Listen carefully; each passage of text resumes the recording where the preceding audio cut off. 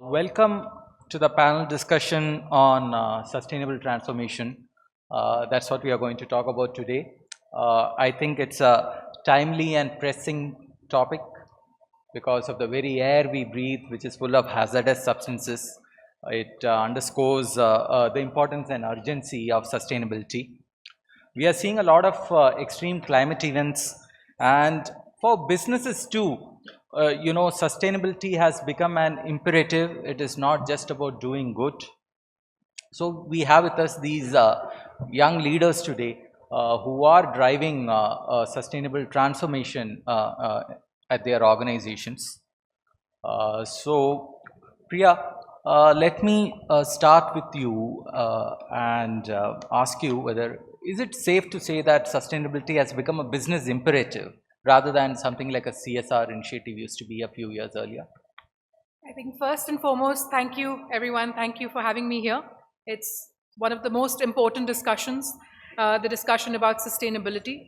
This is the world that we live in, and this is, and we have seen, we have all heard in terms of what is happening in terms of the pollution, in terms of greenhouse gases. We know that it's now or never. We need to make that change. So, when we talk about sustainability, firstly, I'm so proud because India as a country has taken a stand, a very, very strong stand in terms of sustainability. Taking a stand that we're going to be net zero carbon by 2070. Taking a stand that the second biggest railway network line that we have in India will be net zero carbon by 2030. Taking a stand that by 2030 we will reduce 1 billion tons of carbon emissions. These are really, really pressing facts, and these are facts that our country has taken. And so it's up to us to ensure in whatever business we do, we have to ensure that we comply with this, that sustainability has to be at the core of everything that we do. And that is the stand that, we see the young generation taking. So extremely, extremely important, yes. So when did you, have that aha moment, moment of epiphany, so to speak, that, that this is something which is going to be material to the business, I'm leading?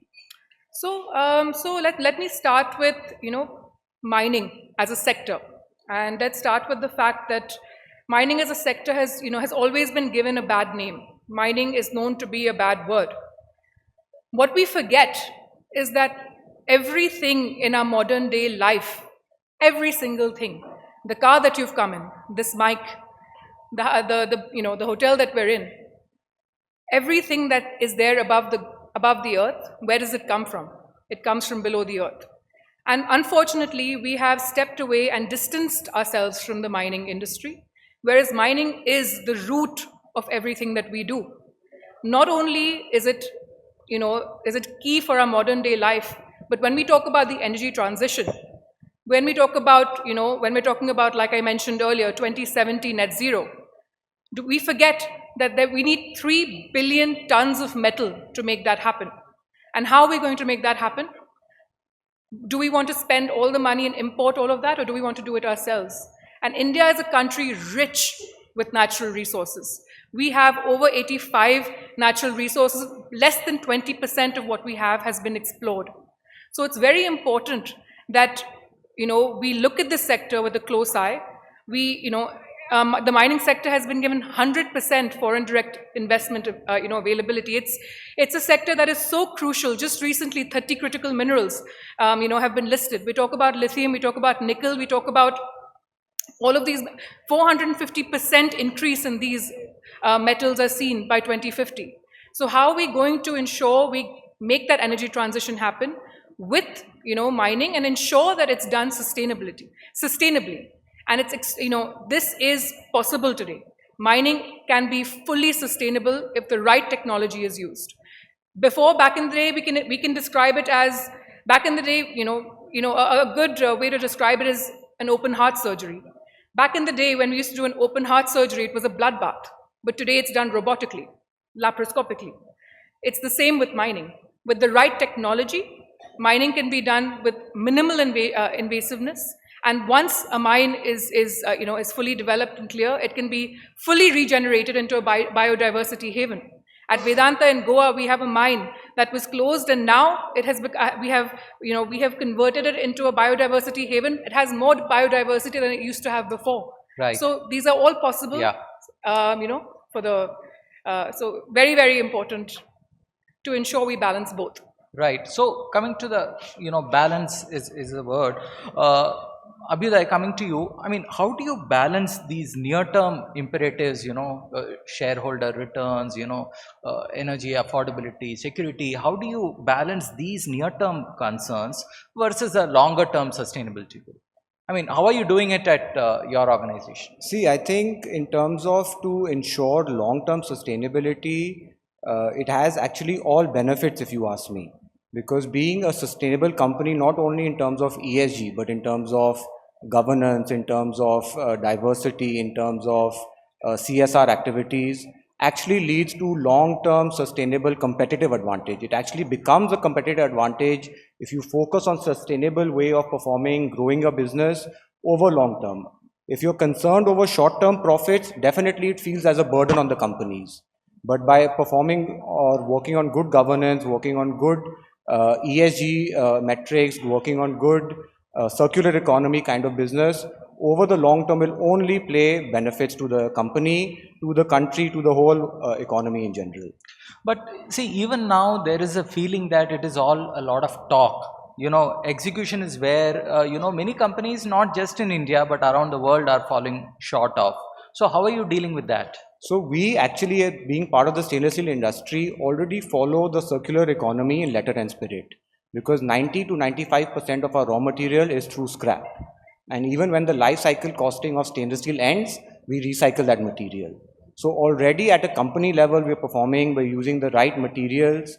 The other way to answer is that, a lot of work is still required to be done. And sorry, what was just, you could just repeat the question? As in, it's a lot of talk, but companies are falling short on execution. So no, companies have already started, especially in the steel industry, because CBAM is on us now. CBAM from January onward, we all have to start reporting when we're exporting to Europe. We are exporting almost 30 to 40% of our output into Europe.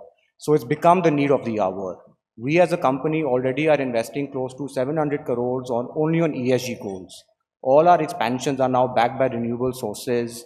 So that is the way. It is not a talk anymore, it is a need of the hour. It is something most of global companies are already performing. If India now wants to be globally competitive, we have to move very fast on this measure. It will not only happen internally. Internally, companies are already doing a lot in terms of your renewable sources of energy, but also government support is very important. It's very much required, because internally we can compete with anybody in the world at an internal cost level, at a quality level. But when it comes to external factors, like your infrastructure cost, your logistic cost, access to clean energy sources, grid emissions, then the government really needs to step in. And that will make Indian companies competitive globally for a long period. Nishant, would you say that, Abhyuday was talking about CBAM, for example. Are companies taking more of a checkbox approach? We'll tick these checkboxes and then, we are done. Or is it something more? I think that totally depends from one company to another, how they go about it. Clearly, I think the strategy which works for one may not work for all companies. So how I see it is that maybe about 15 years back when I started working, so we started taking up a challenge that how are we making businesses sustainable, and how are we ensuring that we are investing in businesses which are making that impact. So clearly, clear domains where sustainability stands today, whether we look at SDG goals or ESG goals which companies are complying with, whether that compliance is the focus or the desired outcomes from those compliances what we are targeting. So we took the latter, the desired outcomes were the focus for us, and that's where electric vehicles, lithium batteries and many other things people do talk about, the integrated approach being missing. So the ecosystem is very important, how you're looking at the whole EV ecosystem. So generation to consumption needs to be captured. So that's why if you see in India, about 500 gigawatt of renewable energy would be there in place in the next decade, which would be almost 50% of our total consumption, and 1000 gigawatt by 2047. So clearly there's a roadmap in place. We are being the hotspot for the global green funding, because in many cases the intent is there but the green funding is not in place. So when you look at the whole ecosystem, you have to capture each and every element. So you look at generation, you look at the funding, you have the infrastructure in place, which is becoming more and more robust, whether charging infra, power infrastructure, hydrogen, and many other biofuels, alternate fuels.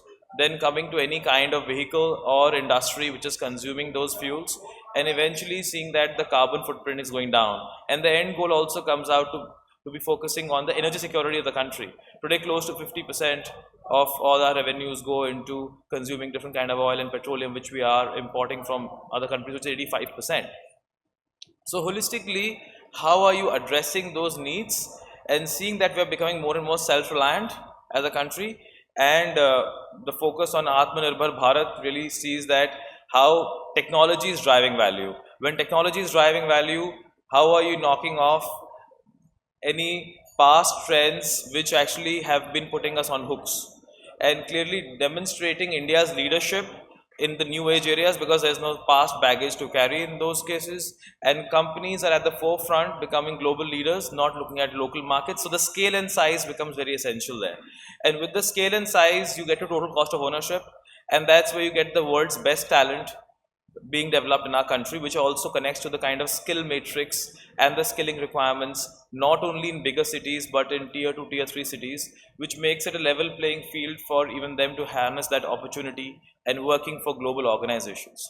So Indian multinationals are prospering with these ideas, and that's where in the ecosystem the other perspective comes in, where you see startups, you see industry, you see academia, and you see multiple companies really working together. So it's all about collaboration and how they collaborate and ensure that we're not reinventing the wheel, and we are able to take that leap forward, not step by step approach. So you're talking of an ecosystem. How do you ensure that your supply chains are keeping pace with the demands of sustainability? So high levels of localization, ensuring that multiple partners, like almost 100 plus companies we got incubated in India in the last 10 years for our EV ecosystem, and they have been cutting edge organizations who are now part of global supply chains. On one front in terms of scale, on the other front in terms of technology, on the third front having multi sources for buying products from different countries, because focus is to enhance competitiveness. And when you're looking at competitiveness, you are ensuring that how you are a cut above the rest, not today but also tomorrow. So having a roadmap for the next 10 to 15 years and clearly investing for tomorrow, protecting today, and creating that benchmark with frugal solutions. So best in class does not mean the best technology. Best technology which is most apt for you today is what works. And that is something which I personally learned from Israel. So as a country, so I've been going to Israel for about 10, 12 years now. So most of the countries would say that if a company has failed in the past, it's a taboo that they are untouchables. But Israel has a motto which they call fail fast, fail cheap. So if you have to fail, you fail fast, fail cheap, and then you start something else. 70% of the funding which VCs do go to promoters of companies who failed in the past, because their focus of succeeding and getting to the next paradigm is way higher than a new startup. So I think that mindset to do things differently, to do things which are required today and which are having a clear roadmap for the future is what redefines a country like Israel, having no natural resources in a difficult spot. But the rigor and the kind of collaboration which they've had amongst different institutions, today you see in any area they enter. So in mobility they were nothing about 10 years back, but today some of the best mobility startups in the world, like a company like Mobileye was started just few years ago. Intel bought it for a few billion, they sold it for a multi-billion dollars, and now many other companies are harnessing the potential in the same manner. So it's a startup capital in certain ways. So any target which a country takes, and that's something which India has done at a much larger scale, with digitization also, which is very important when you're looking at sustainability, because real-time data becomes very essential for you to really see what's the impact and the output you are putting across.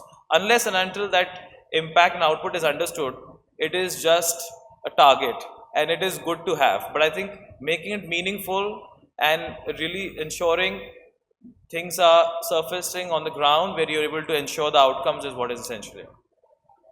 Right. So over to you, Abhyuday. I mean, so I mean, taking off from what Nishant said, how do you measure, this impact, these outcomes of sustainability initiatives?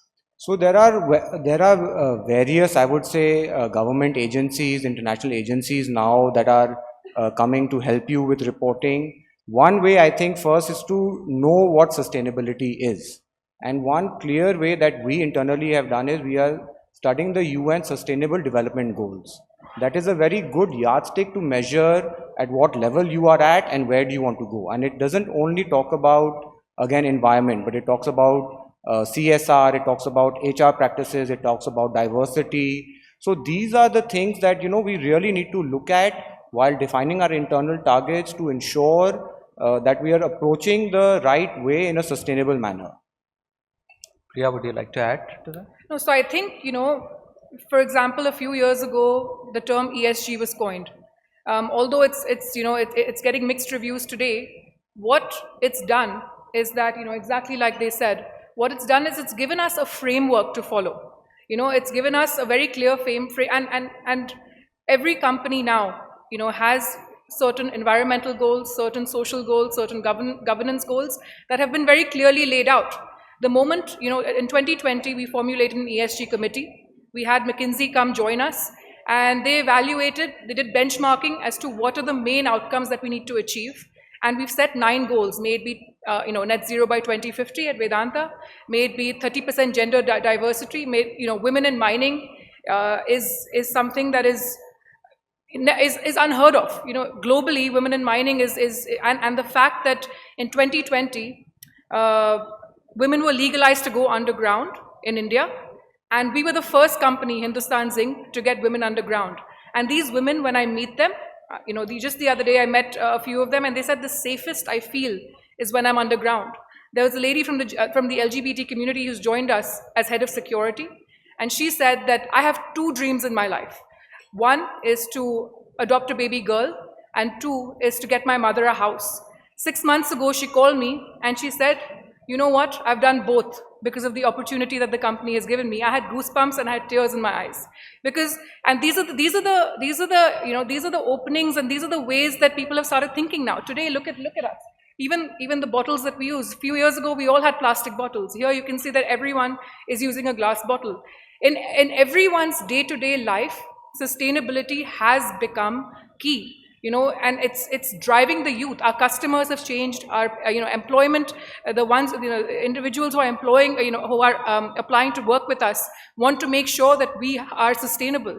Our customers, downstream, everyone wants to make sure that they are sustainable. That's the way companies are being valued on ESG. So it's very, very crucial. But then ESG also has a lot of different standards. One common complaint which we hear is multiplicity of regulations, regulators. Yeah. Not exactly comparable. SEBI might want you to do something here in India, but the European regulator might want something else. How are you dealing with that? That's exactly what I said. That ESG is getting a lot of different, viewpoints, and there's many different auditing processes. What's key is though there is, finally, what does ESG mean? That everything you do responsibly. And what it is helping with is to develop a framework. And, it's difficult to ensure that we follow each and every framework. You have an Indian way of doing things. You have ICMM. You have various different platforms that one needs to follow. It's important to take one, and it's not so much about it's not so much about what we are putting out there. It's about internally assessing and aligning ourselves with goals that will give us the kind of outcomes we achieve, and it's helped us give that framework. So I think that's the key over here. Nishant, would you like to add? No, I personally feel that ESG is something important, but eventually how is the common man benefiting? Because if you see any government, any country, even when we are discussing at the World Economic Forum or the BRICS global councils everywhere, how it goes to the grassroots level. unless that experience is being felt by them, it doesn't make sense, right? So, in different ways and means, I think the policies which, the kind of benefits which people are getting at the grassroots level, I think digitization, I would like to reiterate, has become a very essential tool for all these institutions to really understand how the benefits are being driven to them, and different actions are being taken, and that was also one of the reasons why we ventured into electric mobility, electric buses across the world, because 90% of common man uses that on a day-to-day basis for transportation in every part of the world. So it becomes very important element. So it's not a need, it's a choice which they make when they're using such kind of vehicles, and that's what drives the decision making everywhere. So you transition from the need to the choice slowly, and that's how the experience of sustainability in different ways and means really changes the way of life for people, because the operating pattern changes when you're charging a vehicle, when you're using solar energy. Earlier we used to start from 17 rupees per kilowatt hour, now we're down to 2.5 or 3. So sustainability has become more effective, at scale, competitive, and at the same time profitable for industries to invest in. So how to ensure profitability becomes sustainable and sustainability becomes profitable as it goes on, because unless and until it is embraced by each and everybody as a part of their daily lives, in it not only compliance is really driving these factors, it would not really take off the way we want it to. And the kind of benefits which would accrue with the reduction in temperature and many other issues which we are foreseeing, like in one of the discussions which we were having in World Economic Forum, was sustainability means that our country is self-sufficient for its food grains and was having food crisis in one of the African countries. And over a period of 5 years, that's how they define sustainability for them. So the meaning of sustainability becomes totally different for everyone in every single country or in different industries across the world. So one has to define their own priorities and really then drive those priorities till they see light of the day. Unless and until that happens, then these are just discussions which do not lead to any final conclusions. And I think unless and until a lot of larger global initiatives which have been taken today are being driven by partnerships by multiple global economies, they would not really get through. Like in I2U2, a lot of action is being taken on global sustainable solutions, where they're also trying to see how one sun, one world, one grid is coming up, how the ISA headquarters today are in India for 120 countries. And similarly, a lot more is being driven and done here, where we are seeing that today in different countries, the kind of diversity which all of us have been discussing about is not getting spread across all sectors. So how that can be done, and how that can be done with providing the right kind of environment and cultural change, enhancing the awareness of people. Like, just to give you an example, a person who was using a certain kind of products which were made of non-sustainable routes, and then so they started using sort of plastic jute products in another country. They never really understood what was the impact of that change which happened at the grassroots level in the country when a legislation came, and just saw it as a pain for themselves, right? So that's where awareness becomes very important, because multiple things we take as a given which may not be the case for everybody everywhere, so that everybody is at a common platform to really understand things in a similar manner. So that's where the skilling part and the awareness part becomes very, very critical. Right, right. Abhyuday, what are the global trends in this which you are seeing, which will play out over the next, say, So 3 to 4 definitely, years? I think we are already seeing a lot of movement into EV batteries. Then definitely hydrogen economy is going to come very fast, I feel. A few areas which have been a big topic for some time, but I really feel over the next few years is going to be water conservation.